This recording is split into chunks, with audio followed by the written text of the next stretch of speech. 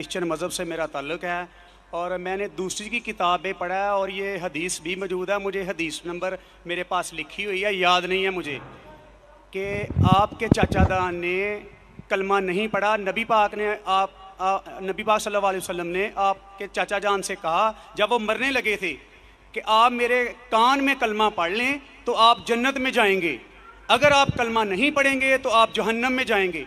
मेरा आपसे ये सवाल है, क्या आपका सारा ख़ानदान नबी पाक के वालिदैन, नबी पाक जब पैदा होने वाले थे तो 6 माह पहले आपके वालिद फौत हो गए थे और 6 साल बाद आपकी वालिदा, 40 साल बाद आपको नबूवत मिली है। मेरा आपसे ये सवाल है कि क्या नबी पाक के चाचा जान और वालिदैन जन्नत में जाएंगे या जहन्नम में? नहीं, ये सवाल है ना बेटा। जी, ये मैंने पढ़ा है ना बेटा। भाई साहब का सवाल है कि मोहम्मद सल्लल्लाहु अलैहि वसल्लम को नबूवत 40 साल में मिली, उनके ख़ानदान वाले चाचा जान, उनकी वालदा, उनके वालिद क्या जहन्नम में जाएंगे या जन्नत में जाएंगे?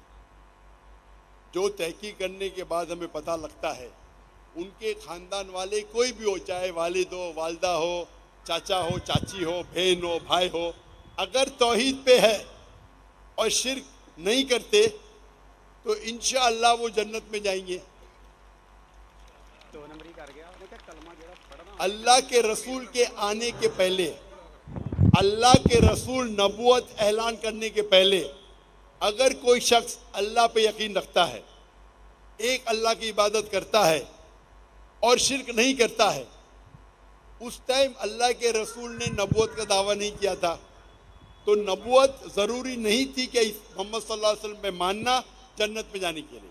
उस वक्त आपको मानना चाहिए कि अल्लाह एक है, अल्लाह के साथ किसी को शरीक नहीं करना चाहिए।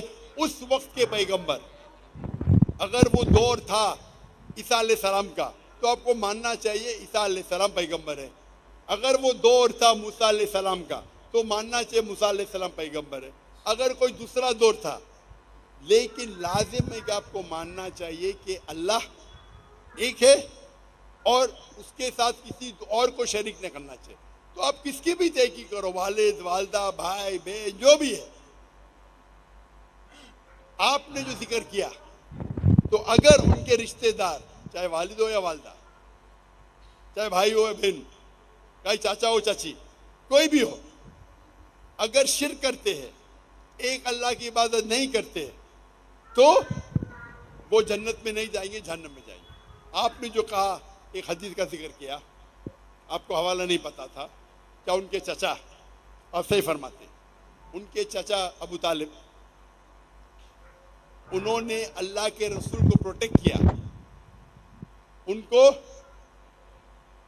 महफूज रखा दुश्मनों से, क्योंकि वो अपने कबीले के थे। लेकिन वो ये नहीं मानते थे कि अल्लाह ही के और अल्लाह के रसूल मोहम्मद सल्लल्लाहु अलैहि वसल्लम के पैगंबर है, लेकिन अपने जान से बढ़कर उनकी हिफाजत की। इसीलिए अल्लाह के रसूल चाहते थे कि उनके चचा इस्लाम कबूल करे, लेकिन उन्होंने कबूल नहीं किया। आपका कहना है क्या वो जन्नत में जाएंगे? नहीं, क्योंकि उनने इस्लाम नहीं कबूल किया। अल्लाह के रसूल ने अपने रिसालत का ऐलान कर चुके थे, वो उनकी हिफाजत किए, उनकी मदद की, अपने जान से बढ़कर की, लेकिन क्योंकि उन्होंने एक अल्लाह और अल्लाह के रसूल को ये नहीं माना कि वो अल्लाह के रसूल थे, इसीलिए वो जन्नत में नहीं जाएंगे। मुफस्सिरीन ये कहते हैं, मुहद्दिस ये कहते हैं कि उनको सबसे कम दोज़ख में सबसे कम सज़ा मिलेगी, ये उनकी तशरीह है। लेकिन क्योंकि वो अल्लाह के रसूल के पैगाम को एक्सेप्ट नहीं किए, वो नहीं मानते थे कि मोहम्मद सल्लल्लाहु अलैहि वसल्लम अल्लाह के रसूल है, इसीलिए वो जहन्नम में जाएंगे। तो रिश्तेदार होने की वजह से कोई अल्लाह के रसूल के या कोई अच्छे इंसान के आपको जन्नत नहीं मिलेंगी। जन्नत में जाने के लिए आपको मानना पड़ेगा कि अल्लाह ही के और अल्लाह के आखिरी रसूल मोहम्मद सल्लल्लाहु अलैहि वसल्लम।